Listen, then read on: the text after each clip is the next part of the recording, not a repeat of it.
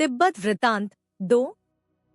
महापुरुष तो चले गए, पर भर्तृहरि के मन में पूर्व जन्म का अपना शरीर देखने का भाव बार बार तरंगित होने लगा। वह शीघ्रतापूर्वक गुफा में जाकर ध्यान लगाने का प्रयत्न करने लगे, किंतु उस दिन ध्यान नहीं लग रहा था।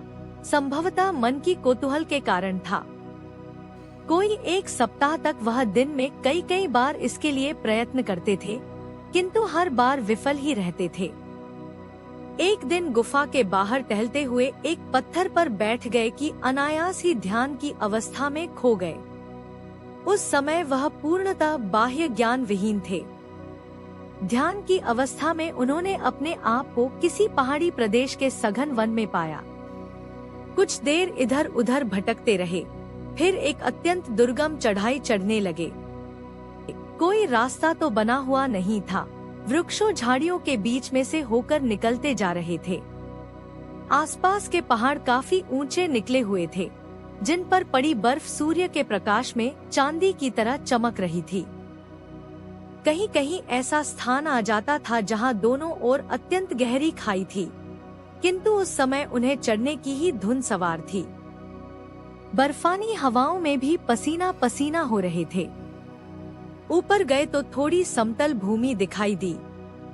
उन्हें ऐसा प्रतीत हुआ कि यही है उनके गुरुदेव का आश्रम, किंतु यहाँ कोई आश्रम तो दिखाई नहीं दे रहा था। थोड़ी और आगे गए तो एक महापुरुष मिले। आपका स्वागत है। आपको लगभग 40 वर्ष यहाँ से गए हुए हो गए हैं। अब पहली बार अपने शरीर को देखने आए हैं। चलिए। भर्तृहरि उस महापुरुष के साथ हो लिए। वे सोचते जा रहे थे कि यदि वह मेरा शरीर है तो जो शरीर मैंने ओढ़ रखा है वह किसका है। महापुरुष तो जैसे भर्तृहरि के मन की बात ज्ञात हो गई थी, बोले, वैसे तो ना यह शरीर आपका है, ना वह शरीर आपका है। आपका सूक्ष्म शरीर यहाँ रखे हुए स्थूल शरीर को छोड़कर दूसरे गर्भ में प्रवेश कर गया था, जिसके जन्म के परिणाम स्वरूप आपको यह शरीर दिखाई दे रहा है। हमें पता था कि आपका पहला शरीर मरा नहीं है, एक दिन आप पुनः लौट आएंगे। इसीलिए गुरुदेव की आज्ञा के अनुसार आपके शरीर को सुरक्षित कर दिया है। बातें करते करते दोनों पहाड़ों के नीचे तक आ पहुँचे। पहाड़ों में छोटी छोटी कई गुफाएं थी, जिनमें साधक निवास कर समाधि का आनंद लेते थे। समीप पहुंचकर महापुरुष ने कहा, यही है गुरुदेव का आश्रम। भर्तृहरि, आप लोगों के भोजन की क्या व्यवस्था है? महापुरुष, भोजन की चिंता योगियों को नहीं होती, संसारियों को होती है। प्रथम तो वे अपने शरीर की आवश्यकता की पूर्ति 5 भौतिक तत्वों से सीधे ही कर लेते हैं। यदि उनकी अन्य कभी कुछ इच्छा होती है तो भगवान उसे पूरी कर देते हैं। भर्तृहरि, यहाँ सभी साधक भारतीय ही हैं? महापुरुष, अधिकतर भारतीय ही हैं, कुछ यहाँ के मूल निवासी भी हैं, किंतु गुरुदेव या आश्रम का कोई अन्य साधक भारतीय या तिब्बती में किसी प्रकार का भेदभाव नहीं करता। सभी धरती की संतान है तथा सभी मानव है। मनुष्य में विभाजन करने का भाव संसार कल्पना है, जो धर्म, जाति, देश तथा संस्कृति की दीवारें खड़ी कर देती हैं। भर्तृहरि, क्या मैं गुरुदेव के दर्शन कर सकता हूँ? महापुरुष, नहीं, वह 2 दिन पूर्व ही दीर्घकालीन समाधि में चले गए हैं। अब किसी को उनकी कुटिया के पास जाने की भी अनुमति नहीं। दूर से ही आपको गुफा के दर्शन करा सकता हूँ। वह देखो, जहाँ लाल लाल पत्थर दिखाई दे रहे हैं, वही गुरुदेव की गुफा का द्वार है।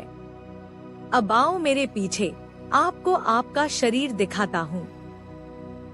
भर्तृहरि पीछे पीछे हो लिए। थोड़ी ही दूर गए होंगे कि महापुरुष एक गुफा में प्रवेश कर गए। भर्तृहरि भी पीछे ही थे। गुफा में अंधेरा था, किसी प्रकार दोनों टटोलते हुए चल रहे थे। गुफा अधिक लंबी नहीं थी। अंदर एक चौकोर कमरा जैसा था, जिसमें एक दीपक चल रहा था। उसके प्रकाश में कमरे के बीचों बीच एक शरीर पड़ा था, सीधा लेटे हुए, कोपीन धारण किए हुए। भर्तृहरि उस शरीर के पास बैठकर उसे निहारने लगे।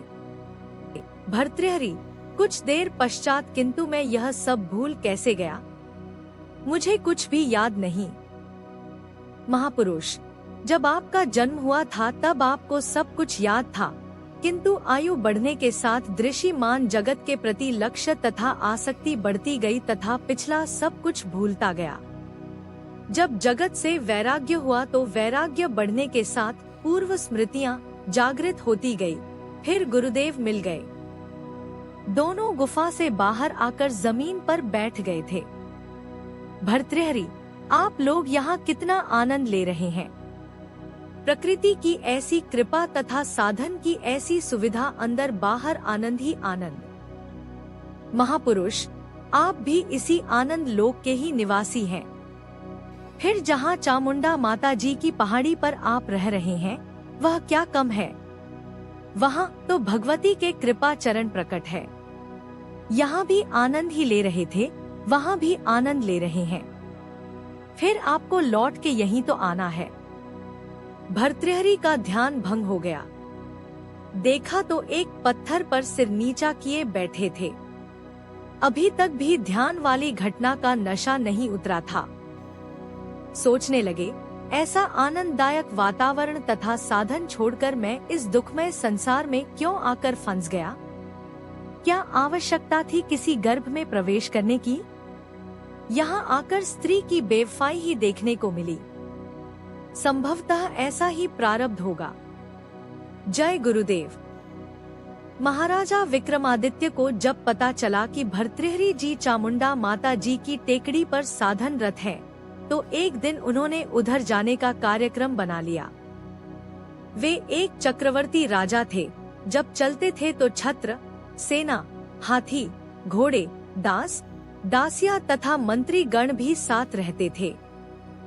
जब पहाड़ी कोई 3-4 मील रह गई तो महाराजा हाथी से नीचे उतर गए। सबको संबोधित कर कहने लगे, भर्तृहरि हमारे ज्येष्ठ भ्राता तो है ही, किंतु इस समय वह परम तपस्वी, परम वैरागी तथा परम योगी है। इसीलिए यहाँ से हम अकेले ही पैदल जाएंगे। हमारे साथ केवल महारानी जी होंगी। आप सब लोग यहीं विश्राम करें। यह कहा जा चुका है कि स्थानीय लोगों ने मिलकर पहाड़ी पर चढ़ने के लिए पगडंडी का एक रास्ता बना दिया था। कांटेदार झाड़ियों में उलझते तथा ठोकरे खाते हुए महाराजा तथा महारानी शिखर तक पहुंच गए। देखा तो भर्तृहरि गुफा के सामने जमीन पर सोए हुए थे, कोपीन पहने, सिर के नीचे एक पत्थर रखे, केवल एक अकेले, ना कोई उत्तरदायित्व, ना किसी बात का भय। यह देख महाराजा का मन भर आया।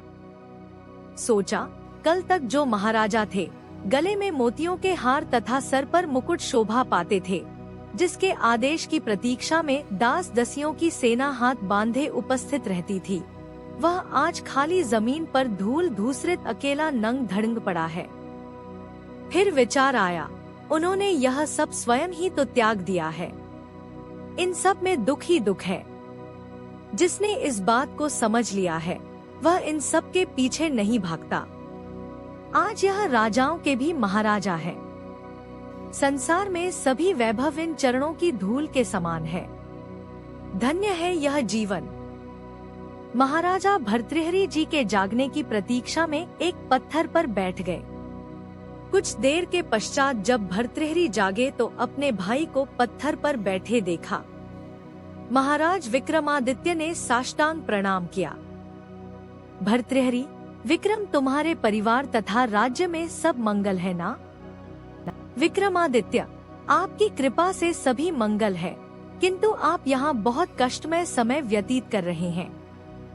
भर्तृहरि, मुझे यहाँ जो सुख प्राप्त है, वह तुम्हारी कल्पना के बाहर है। तुम जगत की मिथ्या सुविधा के अभाव को कष्ट मान रहे हो, किंतु यह बताओ कि संसार की इन सुविधाओं से किसको सुख प्राप्त हुआ है? जगत के संचय में सुख नहीं, जगत के त्याग में सुख है। सारा जगत विषयों का दीवाना है, किंतु यदि विषय प्राप्त भी हो जाए तो दुख का ही कारण बनते हैं। विक्रमादित्य, यदि आपकी अनुमति हो तो यहाँ एक पक्की कुटिया बनवा दी जाए तथा आपके भोजन की कुछ व्यवस्था कर दी जाए। भर्तृहरि, इसकी आवश्यकता नहीं। गुफा में भगवती के चरणों का सुख त्याग कर एक पक्की कुटिया का लोभ करूं, यह उचित नहीं। यह जहाँ तक भोजन व्यवस्था का प्रश्न है तो वृक्षों पर भगवान ने विभिन्न फलों के रूप में हमारी उदर पूर्ति की व्यवस्था हमारे यहाँ आने से पहले ही कर रखी थी। दूसरी कोई व्यवस्था का अर्थ भगवान की व्यवस्था का अनादर करना होगा। भगवान का आश्रय छोड़ अन्य किसी का आश्रय क्यों लूं? विक्रमादित्य, ऐसा त्याग मुझे कब प्राप्त होगा? भर्तृहरि, तुम्हारे त्याग का स्वरूप मेरे त्याग से भिन्न है। हमने सबका त्याग किया है। तुम संसार में रहते हुए संसार का त्याग कर रहे हो। यदि देखा जाए तो तुम्हारा त्याग कहीं अधिक कठिन है। प्रजा की निस्वार्थ भाव से सेवा तुम्हारा तप है। सबके अपने अपने संस्कार हैं। विक्रमादित्य, आज तो मैं बिना आपकी अनुमति लिए आ गया। भविष्य के लिए आपका क्या आदेश है? भर्तृहरि जी, वैसे तो सबका सदैव स्वागत है, किंतु इस बात का ध्यान रखा जाए तो उत्तम है कि लोगों के अधिक आने से हमारे कार्य में विघ्न पड़ता है, भाव खंडित हो जाता है, लक्ष्य बहिर्मुखी हो जाता है। विक्रमादित्य, मैं समझ गया। मार्गदर्शन के लिए धन्यवाद।